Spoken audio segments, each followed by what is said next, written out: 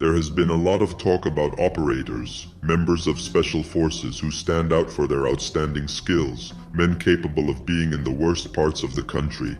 These men have many stories to tell, and I'll tell you one of them. I belonged to a battalion of the Mexican Army.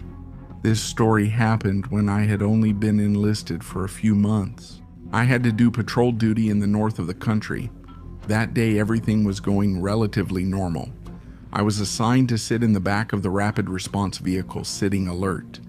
I had only been there for a few months, and it's natural for the fear to remain, but you learn to live with it. It was late afternoon in the city. Suddenly, in the area where we were, the power went out, and so did the signal for at least 10 kilometers around. From where we were, the only things visible were the distant lights of some houses and the headlights of cars. We kept patrolling when we saw a Cherokee being chased at full speed by two Suburbans. We joined the chase. We couldn't catch up to them, but we didn't lose sight of them. We arrived at a neighborhood. Families started bringing their children inside their houses. I don't blame them. They knew something big was coming, and they weren't wrong. We lost sight of them for a few seconds until we heard gunshots, like they were fighting for control of the area. We approached a construction site. I saw my senior take the safety off his gun.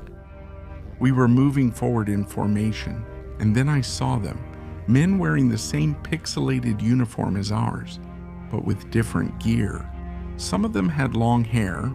They pointed their guns at us first, as if they already knew where we were coming from, and we pointed ours at them too. Our officer raised his hand, we lowered our weapons, and so did they. One of them signaled us to regroup. "How many are there?" they asked. We gave them the count, then they ordered us to split into two groups to cover 2 points. They wanted to corner 2 targets. Pay attention, the enemy isn't stupid, and he's not as old as he looks. They warned us they would do the intervention, and I have to admit something. It seemed like they were moving slowly, but they were actually fast. The detonation started. I aimed steadily. We were all watching our areas, alert. Suddenly, I saw a guy come out from a corner. I aimed at him and felt like he looked right at me. He raised his gun. He didn't aim at me, but he fired it wildly. Bullets struck the wall one after another. Getting closer to where I was, I threw myself on my back. I felt a bullet. It whistled right next to my head. I tried to get back up and saw the other 2 operators coming out behind him, shooting. They had already taken him down by the time I could see clearly again. Then they regrouped us and told us something that still chills me to this day. Those 2 bastards were deserters from the Special Forces Corps. Now they were training hitmen, and that night they were hunted down for being sneaky.